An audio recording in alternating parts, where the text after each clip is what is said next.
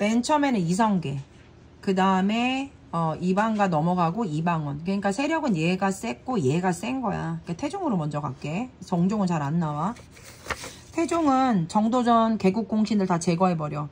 그리고 나서 그 밑에 있는 신하들, 개인의 신하들을 모하고 있는, 보좌하고 있는 그런 사병들을 없애고 군사권을 장악했다라는 건 다들 싹 다 조용히 해. 내가 나라를 이끌어갈 거니까. 니네들 개인 사병 다 없애버려. 군사권 완전히 장악해버리는 거지.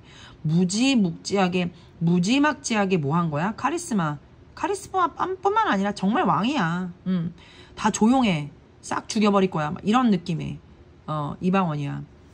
나아가서 육조에서 나란 일을 국왕에게 직접 보고하게 하여서 의정부의 기능을 약화하고, 지금 이런 의정부 이런 얘기가 나오는 게 이제 나라에 대한 시스템을 공부할 거거든. 나라 그 통치체제. 그러니까 육조라든가 의정부라든가 몰라도 좀 넘어가지고, 육조에서 나란 일을 국왕에게 직접 보고하게 한 거야. 그러니까 신하 필요 없어. 신하 필요 없고, 귀족 필요 없고, 나라에서 일 결정되면 무조건 나한테 다이렉트로 보고해. 이거야. 그리고 의정부 기능을 약화시켜버렸어. 그러니까 의정부라고 말하는 건 뭐냐면, 이제 왕이 있잖아. 그럼 왕 바로 밑에 일하는 애들이거든.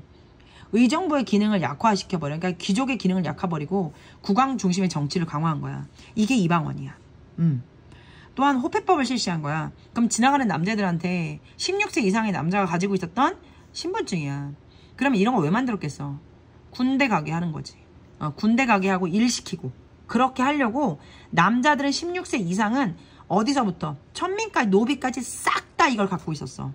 이름, 출생 연도, 인적사항까지 모두. 이거는 이제 아무래도 남자들을 써먹으려고 호패법을 만들었다라는 거. 인구를 파악하고 세금 징수와 군역 부과의 기초자료를 마련하기 위해서 이방원이 한 거야. 이해되죠? 그 다음에 이방원 다음에요. 우리가 되게 존경하는 왕이 누구예요? 세종대왕이죠. 32년이나 재위기간이 32년이나 됩니다. 그런데 이 세종은 굉장히 순하지 않습니까?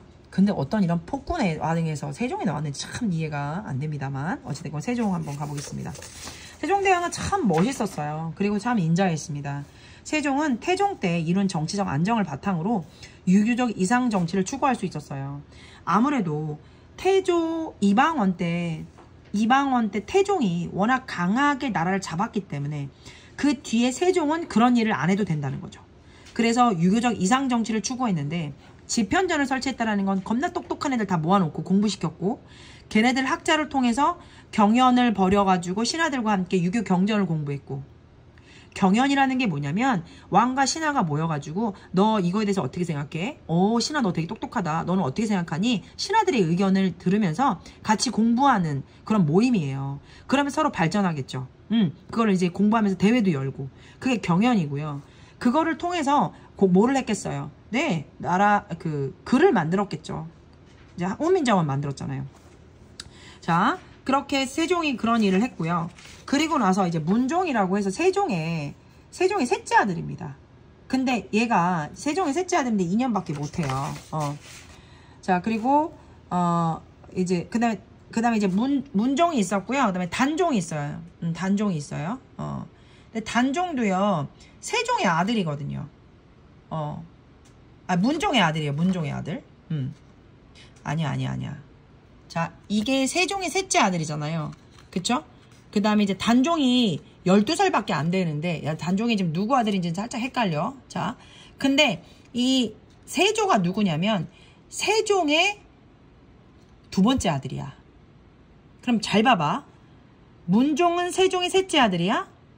그럼 문종의 아들이 단종이야. 근데 세조는 세종의 셋째 아들이야. 둘째 아들이야. 그럼 봐봐. 단종은 세조하고 어떤 사이야? 작은아버지야, 세조가. 근데 세조가 얘 단종 죽여버리거든. 왜? 왕하고 싶어서. 지가 왕을 할 수가 없는 상황인데 지가 왕하고 싶어서 단종을 죽여요. 되게 멋있는, 아주 무지묵지한, 거의 뭐 이방원하고 비슷한 수양대군입니다. 그 옛날에 그 영화에서 이정재가 맡았던 역할인데, 나중에 말씀드릴게요. 자, 지금 이제 누구 얘기했어요? 다시 얘기할게요. 태종 이방원, 그 다음에 세종대왕, 그 다음에 바로 단종을 내쫓고 왕에 오른 세조. 얘가 수양대군이라는 이름을 갖고 있는 사람입니다. 얘는 왕이 될 수 있는 사람이 아니었는데 세종의 둘째 아들이에요. 이 세조가 제2의 이방원 같은 사람이죠. 무지하게 무서운 사람이고 엄청 장군이에요. 잘 싸워요. 집현전, 경연 다 폐지해버립니다. 야, 씨, 이런 거 쓸데없는 거 하지 마. 국왕에게 권력을 집중하죠. 그러니까 자기가 모든 거 다 해먹는 거죠. 이방원이에요. 이후 성종이죠. 성종. 세조 지나고 예종은 뭐 1년밖에 안 했으니까 넘어가고 성종이 이제 25년.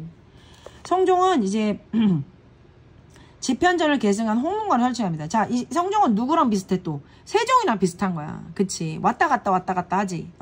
이방원은 지랄 같았고 세종은 조용했고 다시 뭐야?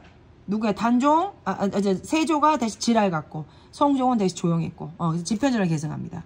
홍문관을 설치했다라는 건 뭐냐면 집현전을 계승해가지고 홍문관을 설치해가지고 이제 네, 보여줄게. 홍문관이라는 거는 집현전을 계승한 거야. 집현전을 계승해가지고 이 경연이라든가 유교 공부하는 거를 확장한 거지.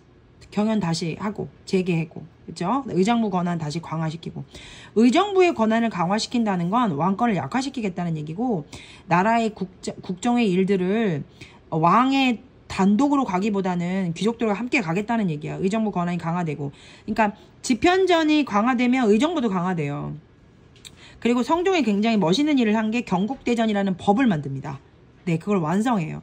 그럼 이 경국대전은 성종 때 만들었던 게 아니에요. 완성할 수 있었던 거는 그 전에 경국대전을 누가 만들기 시작해서 이때 완성한 겁니다.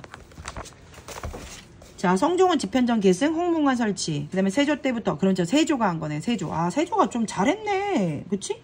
무서웠는데. 경국대전을 세조 때 만들기 시작해서 성종 때 완성한 거죠. 그리고 조선은 경국대전에 따라, 이 법에 따라서 중앙 및 지방 통치 제도를 마련해서 중앙집권 체제를 완성하게 됩니다. 네. 자, 이 경국대전이라는 게 이제 법이에요. 법인데, 이거는 그 6조, 요거 이제 시스템 이따가 얘기하고 할게요. 네. 자, 그러면 보세요. 태종이 누구예요? 이방원이죠? 왕자의 난이 1차가 있었고, 왕자의 난이 2차가 있었어요. 니네 거 보고 얘기할게. 여기 니네 학습지야. 잘 안 보이지만 보겠습니다. 태조예요, 태조. 태조가 누구예요? 이성계죠. 한양의 수도를 옮겼고, 그 다음에 정종이 누구냐면요. 그, 이성계의 그 형으로 알고 있어요. 근데, 이방원이 너무나, 자, 보세요. 1차 왕자의 난으로 정종이 즉위가 됐는데, 어떻게 즉위가 됐냐면, 이방원이요. 신의 왕후라고 해서 왕비입니다. 이성계 와이프예요. 그것의 아들인데, 이 사람의 아들인데, 이 아들이, 이방원의 아들들이, 이방원하고 다른, 그 신의 왕후, 한씨 소생의 아들들이 정도전 죽이고, 그 다음에 그 이복동생, 그러니까 신의 왕후 말고 신덕 왕후라고 있어요. 새엄마죠. 이 강씨 소생 아들들은 이방번, 이방석들을 다 죽여버려요. 죽여버립니다. 왜요? 자기가 왕 해야 되니까. 그래서 왕들을 제거해. 그러니까 왕이 될 수 있는 애들을 제거해. 그게 왕자의 난이에요. 그 왕자의 난으로 인해서 이복 동생 애들을 죽인 게 1차 왕자의 난이거든요. 그렇게 1차 왕자의 난을 제거하고 왕자의 난을 제거하고 정종을 왕으로 세워요. 근데 정종이 아까 누구였냐면 이방과잖아. 이방과. 이방과가 누구냐면 그 이방원의 형인데 이 이방원이 이때 왕이 될 수가 없었어. 왜냐면 너무 애들을 많이 죽였고 그다음에 민생한테 이렇게 어떤 그 인기를 얻지도 못했고 이방원 또라이다 막 이런 얘기를 많이 듣다 보니까 아무래도 왕이 될 수가 없는 상황이었어. 그리고 다 이게 설계돼 있던 거야. 이방원은 이방과를 1, 2년 왕 시키고 바지사장으로 올려놓고 나중에 뭐가 민생이 조금 안정되고 나라가 좀 안정되면 자기가 지금 왕으로 다시 들어가려고 미리 계획을 다 세운 거야. 그러니까 태조 다음에 바로 자기가 안 되고 바지사장 올려놓고 그러다가 다시 세 번째 자기가 바로 나라를 이끌어가는 거죠. 1400년도에 이방원이 이제 왕이 되기 위해서 2차 왕자의 난을 겪습니다.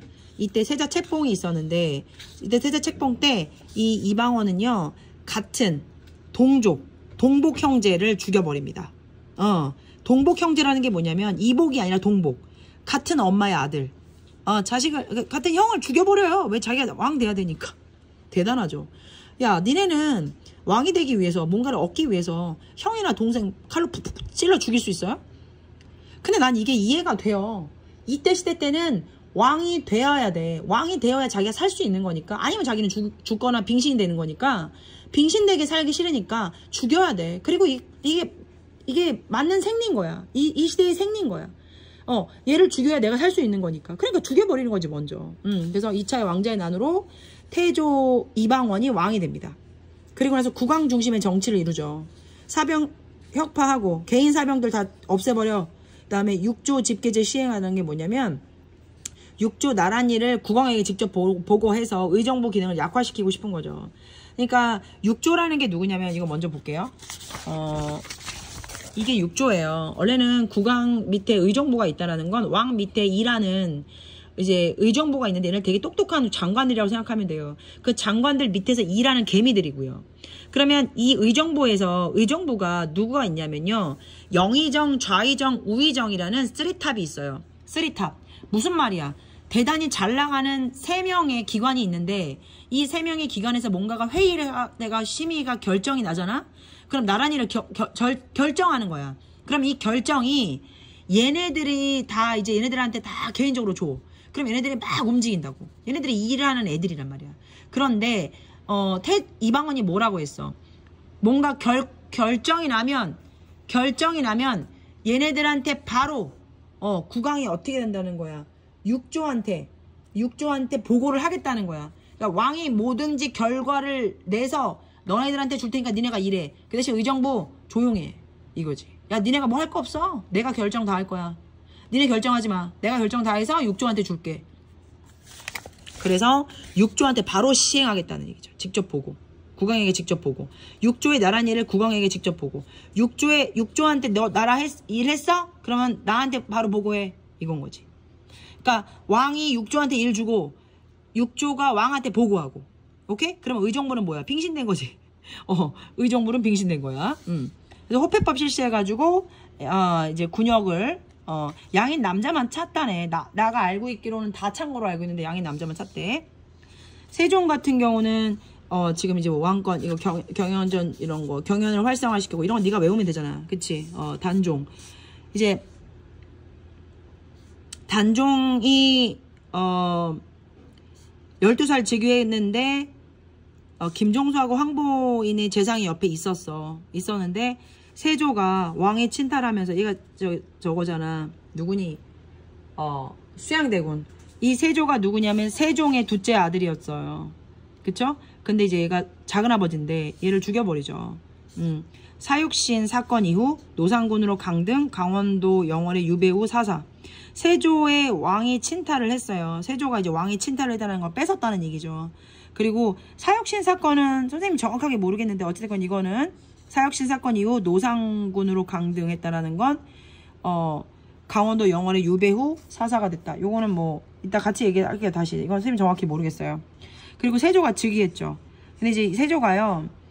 김종서 죽이고 안평대군 죽이고 그 다음에 계유정난으로 실권을 장악해버린 거죠. 그러니까 단종 죽여버린 거예요. 그리고 왕이 된 겁니다. 실권을 장악해요. 그래서 집현전 경연 폐지합니다.